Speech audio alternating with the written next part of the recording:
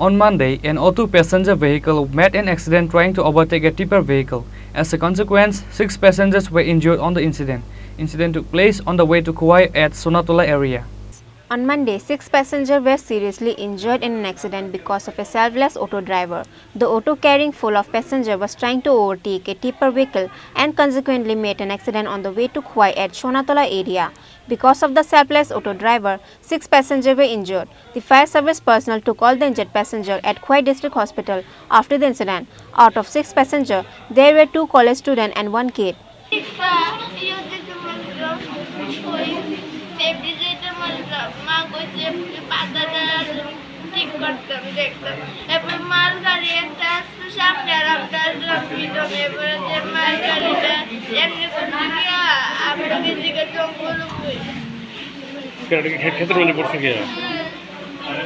However, they were fortunately escaped from a deadliest incident. The innocent passengers were injured because of the selfless driver.